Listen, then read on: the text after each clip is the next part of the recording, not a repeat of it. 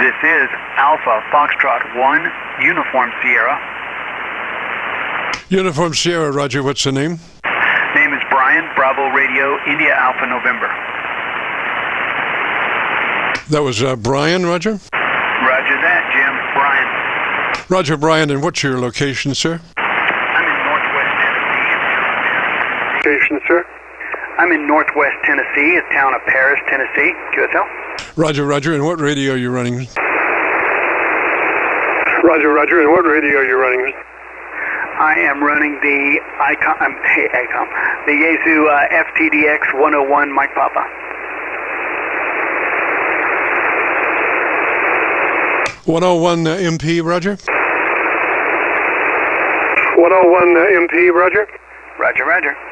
Alrighty, sir, if you're interested in our setup, it starts with you making sure that you're in that wide transmit bandwidth, TBW, 100 to 2900, Roger? Transmit bandwidth, TBW, 100 to 2900, Roger? Roger, I'm in that 100 to 2900. I have a wider setting, but that's what I'm in. What I'm actually interested in is a little bit of feedback on this mic element. I installed a DX/contest mic element in my Hi-O Pro 7 headset, and I'm just wanting a little feedback on that. It should be low on the bass and kind of punchy up at the mids and highs. It is a nice curve. Maybe we could check that's a headset, Roger, Roger? Maybe we could check that's a headset, Roger, Roger? Roger. I normally use a Hi-O PR40 and a separate pair of headsets, but I wanted to get a good contesting element and a DX element to swap out on these Hi-O Pro 7s. And I've gotten some good reports from some local parks on the air. It's only been on here for about 24 hours, so that's what I'm looking for, maybe a little adjustments on that.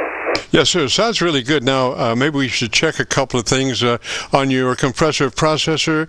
Should be on at a 3, at a 3 out of 10 or 30 out of 100. We just want a few decibels of compression processing.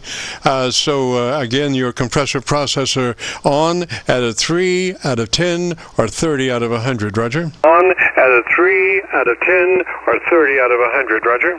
Roger that, and that's where I'm sitting. And my ALC is, I don't know if you're familiar with the Yaesu meter, but it doesn't really have too many numbers. It's a white scale and a blue scale, and it's about 90% of the white scale. Roger, so we should be about 2/3 of the ALC meter. We should be about 2/3 as your sweet spot. Roger, Roger? We should be about 2/3 as your sweet spot. Roger, Roger? Roger, and that's the question, is on the Yaesu, like I said, there's just a white band and a blue band. There's no, and then there's a gap between the two. So you're talking about 2/3 of the white or 2/3 of all the way into the blue?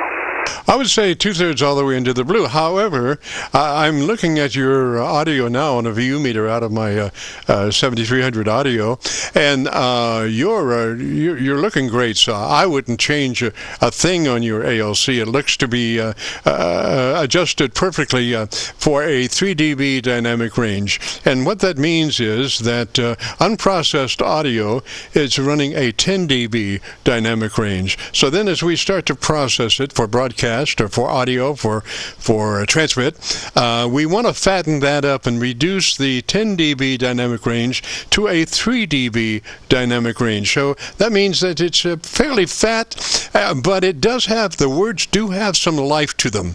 The thing is, words that are up against the wall, that have no life, are they're just very difficult to understand because they're so up against the wall, as far as levels concerned. So 80 to 85% of average percent of peak modulation gives you about a 3 dB dynamic range for the life of the words and comprehension of what they are. Roger? Life of the words and comprehension of what they are. Roger? Yeah, Roger, QSL on that. As I mentioned, I normally run a Hi-O PR40, and I have not changed the audio settings from the PR40 to this element or this headset. Actually, Bob Heil gave me these settings for my microphone and said they should be good enough for both of them. but that was when I was running a dynamic, just a standard wideband element on this Pro 7, and now I'm running the Contest DX, so I just wondered if there was any significant difference in that, and should I mess with it, but it sounds good to me. Roger. Well, if you want to set your level, if you go, you're looking at your ALC meter, as you say the word audio, and adjust your mic level until your ALC meter is reading 2/3 of its capability. Roger, that will be equal to 7 or 2/3. Roger?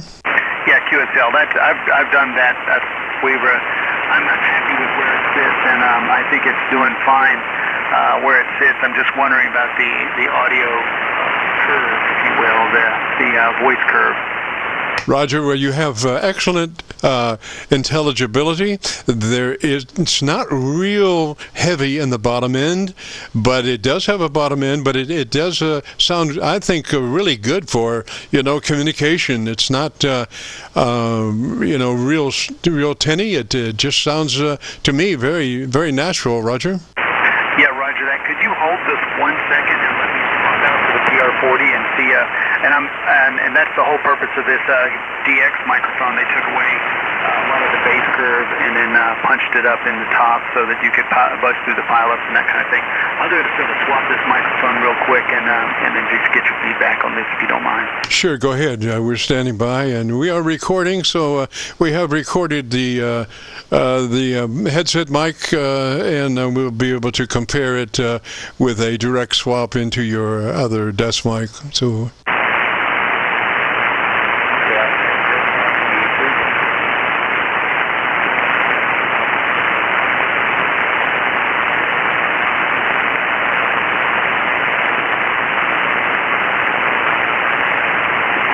KC9VKV AF1US.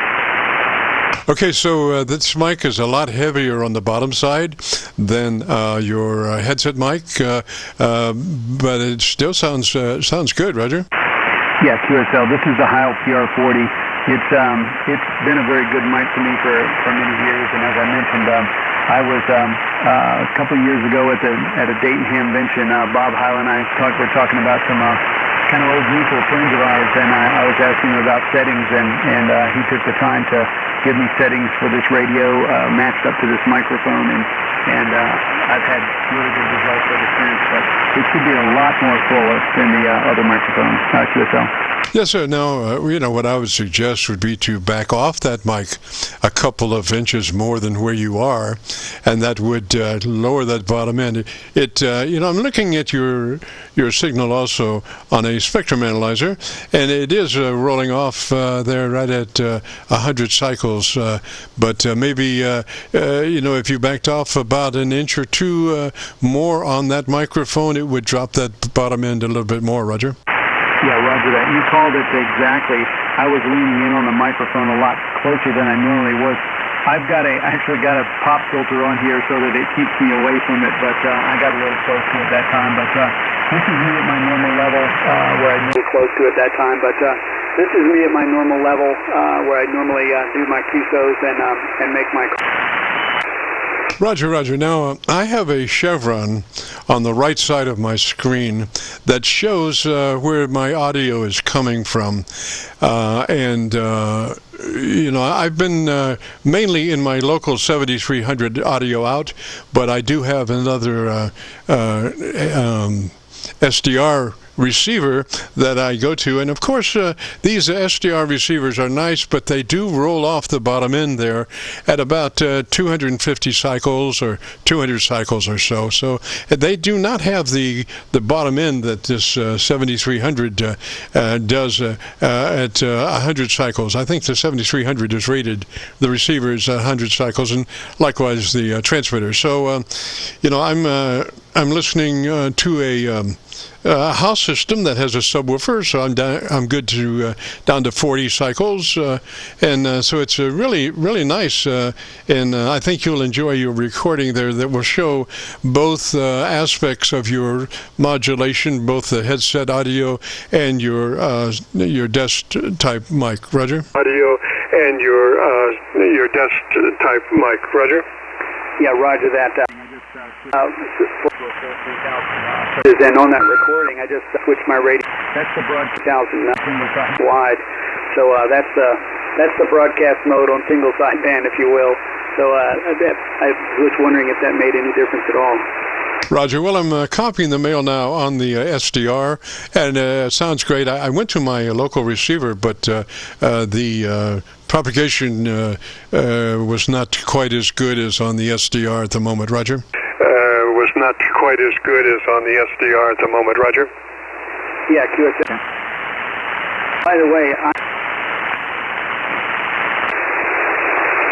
yeah, man, it's amazing. You have just disappeared from my my 7300 audio, but you're on my SDR at looks like about 10 over from my noise level.